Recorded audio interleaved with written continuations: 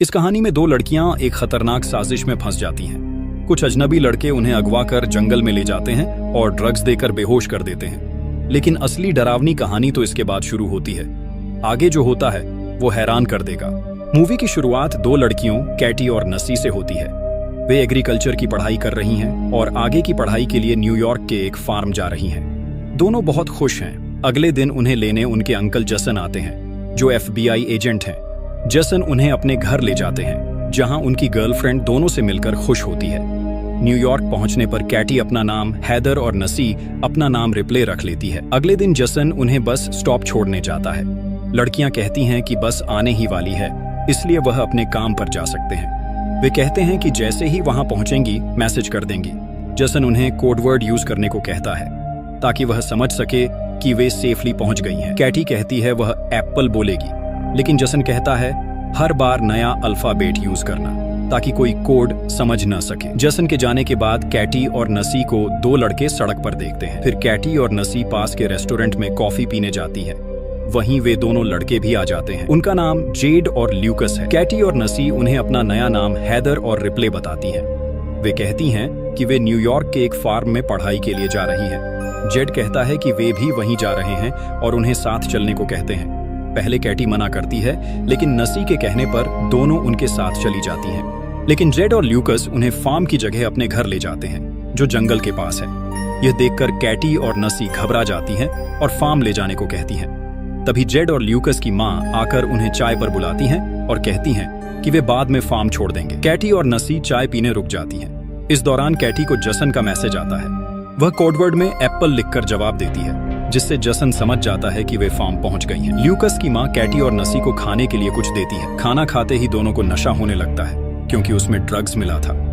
अब उन्हें समझ आता है कि कुछ गलत हो रहा है। वे भागने की कोशिश करती हैं, लेकिन थोड़ी दूर जाकर बेहोश हो जाती हैं। जेड और ल्यूकस उन्हें फिर से उठाकर घर ले जाते हैं। अगली सुबह जब कैटी और नसी को होश आता है तो वे खुद को जंगल में पाती हैं। उनके हाथ लोहे की जंजीरों से बंधे होते हैं।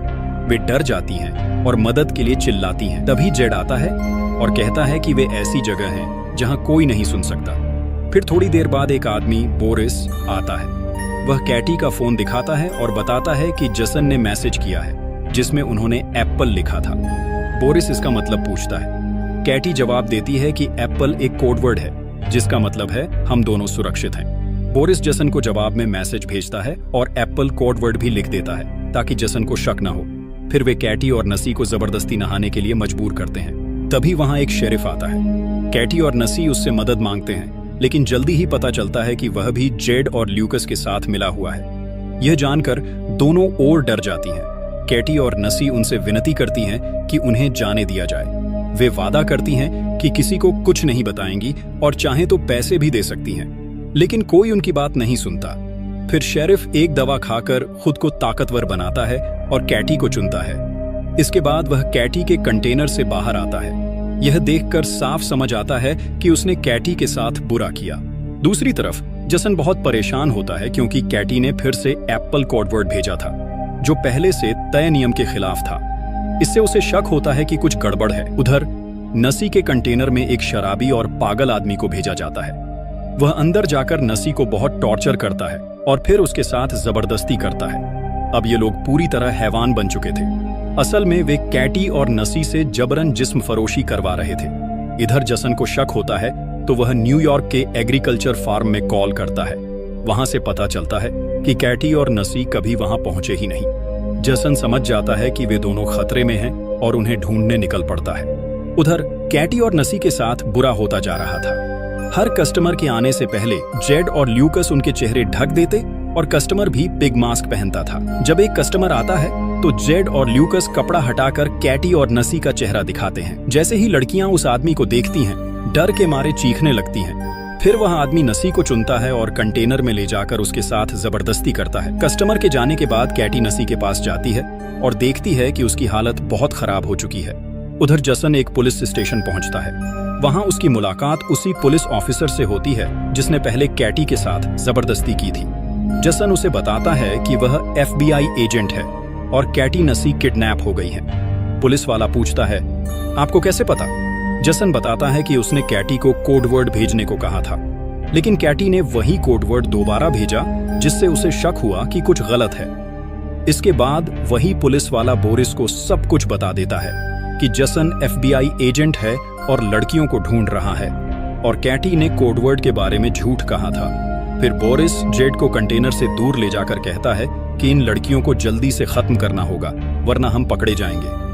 साथ ही कहता है कि आगे और लड़कियों को भी पकड़ना है। इधर कैटी चुपचाप खड़ी होकर इनकी सारी बातें सुन लेती है। बोरिस और जेड की बातों के बाद बोरिस कैटी के कंटेनर में जाकर फिर से उसके साथ जबरदस्ती करता है। उधर जसन उसी रेस्टोरेंट पहुंचता है जहां कैटी और नसी को पहले जेड और ल्यूकस मिले थे। वह वहां काम करने वाले एक आदमी से पूछता है, जो उसे बोरिस की गाड़ी के बारे में जानकारी देता है।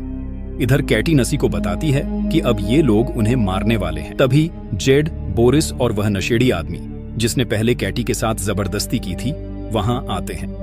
वे नशेड़ी से कहते हैं कि वे थोड़ी देर में लौटेंगे, तब तक वह लड़कियों पर नजर रखे। जैसे ही वे जाते हैं, कैटी उस आदमी को अपनी तरफ आकर्षित करने लगती है। जब वह करीब आता है तो कैटी अचानक उसके गले पर काट लेती है। खून बहने से उसकी वहीं मौत हो जाती है। इसके बाद कैटी और नसी अपनी हथकड़ियां खोलती हैं और छिप जाती हैं। जब पुलिस वाला वहां पहुंचता है तो वे चुपके से उसकी गाड़ी चुराकर भाग जाती हैं। फिर दोनों एक मॉल जाती हैं और वहां से कई अजीब औजार और सामान खरीदती हैं। कैटी और नसी मॉल से हथौड़ी, कुल्हाड़ी और कीलों वाला बैट खरीदती है। फिर वे कैशियर से बोरिस का पता पूछती हैं और वह उन्हें पता दे देता है। उधर जसन भी बोरिस की कार इंश्योरेंस कंपनी पहुंचता है और वहां से उसे बोरिस का एड्रेस मिल जाता है। इधर बोरिस अपने घर में म्यूजिक सुनते हुए आराम कर रहा होता है। तभी कैटी और नसी वहां पहुंचती हैं और टेनिस बॉल पर कीलें लगाकर उसके मुंह पर मारती हैं। बोरिस बेहोश हो जाता है। जब उसे होश आता है तो वह खुद को टेबल से बंधा हुआ पाता है। वह खुद को छुड़ाने के लिए कैटी और नसी को बहुत पैसे देने की बात करता है, लेकिन उन्हें सिर्फ बदला चाहिए। उसी वक्त जसन भी बोरिस के घर के बाहर पहुंच जाता है।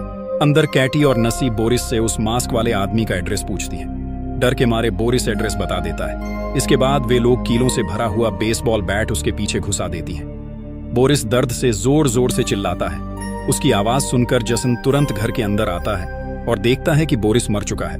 तभी बाहर गाड़ी की आवाज आती है, लेकिन जब तक जसन बाहर पहुंचता, कैटी और नसी वहां से जा चुकी होती हैं। अब जसन पुलिस स्टेशन जाता है और उसी पुलिस ऑफिसर से फिर से कैटी और नसी के बारे में पूछता है। तभी वह कैटी को कॉल करने की कोशिश करता है, लेकिन कॉल की आवाज पुलिस ऑफिसर की जेब से आती है। उसे समझ आ जाता है कि पुलिस वाला भी शामिल है। इससे पहले कि जसन कुछ करे, पुलिस ऑफिसर उसे गन पॉइंट पर ले लेता है। उधर कैटी और नसी एक चर्च में पहुंचती हैं। वहां उन्हें पता चलता है कि पिग मास्क वाला आदमी कोई और नहीं, वही चर्च का फादर है। जैसे ही फादर उन्हें पहचानता है, कैटी पीछे से उस पर हमला करती है और उसे बेहोश कर देती है। फिर दोनों उसे गाड़ी के पीछे बांधकर घसीटते हुए टाउन की ओर ले जाती हैं। आखिर में वे एक दुकान से माचिस और पेट्रोल खरीदती हैं और उसे जला देती हैं। पुलिस वाला जसन को एक चेयर से बांध देता है। थोड़ी देर बाद वह 2 नई लड़कियों को किडनैप करके वहां लाता है और उनके साथ जबरदस्ती करने ही वाला होता है। तभी कैटी और नसी चुपके से वहां पहुंचती हैं और डंडे से उस पर हमला करके उसे बेहोश कर देती हैं। जब पुलिस वाले को होश आता है तो वह खुद को चेयर से बंधा हुआ पाता है। वह माफी मांगता है। फिर कैटी गन में एक ही बुलेट डालती है और बारी बारी से फायर करके उसे डराती है। हर बार वह बचता है तो मुस्कुराता है, लेकिन आखिरी में कैटी सच में उसे गोली मार देती है और वह मर जाता है। इसके बाद कैटी और नसी वहां मौजूद नई दोनों लड़कियों को आजाद करती हैं और कहती हैं कि वे जसन को भी खोल दें। फिर वे वहां से चली जाती हैं। दोनों लड़कियां जसन को आजाद करती हैं और बताती हैं कि उन्हें ऐसा करने को कैटी और नसी ने कहा था। जसन अब समझ जाता है कि वही दोनों लड़कियां थीं। उधर जेड और ल्यूकस की मां शराब पी रही होती है। तभी उसे नशा होने लगता है और वह बेहोश होकर गिर जाती है। होश आने पर वह खुद को बेसमेंट में बंधा हुआ पाती है। सामने उसका बेटा जेड भी बंधा होता है। कैटी और नसी उसके सामने जेड को डंडे से पीट पीट कर मार देती है। ये देख उसकी मां जोर जोर से रोने लगती है। फिर कैटी और नसी ल्यूकस की मां को उसके पास लेकर जाती है। वे ल्यूकस को गन पॉइंट पर डंडा पकड़ाकर कहते हैं, अपनी मां को मारो वरना हम तुम्हें गोली मार देंगे। लेकिन ल्यूकस ऐसा नहीं कर पाता। तब नसी उसे गोली मार देती है। इसके बाद वे गन को साफ करके ल्यूकस के हाथ में रख देती हैं ताकि लगे कि मां बेटे की आपस में लड़ाई हुई थी। फिर ल्यूकस की मां कैटी और नसी से कहती है, मुझे मत मारो, मैं तुम्हें बहुत पैसे दूंगी। ये सुनकर दोनों हंसने लगती हैं। फिर नसी एक कटिंग मशीन से उसका सिर काट देती है। कुछ दिन बाद का सीन दिखाया जाता है। जसन कैटी और नसी के घर आता है और उन्हें अपने साथ न्यूयॉर्क लेकर जाता है। यहीं पर फिल्म खत्म हो जाती है। वीडियो आपको पसंद आया है तो वीडियो को लाइक कीजिए। चैनल अभी तक सब्सक्राइब नहीं किया है तो चैनल को सब्सक्राइब कर लीजिए। साथ ही बेल आइकन को प्रेस कर लीजिए ताकि आने वाले सभी वीडियो का नोटिफिकेशन आपको मिलता रहे। अभी तक के लिए bye bye and take care. मिलते हैं अगली वीडियो में।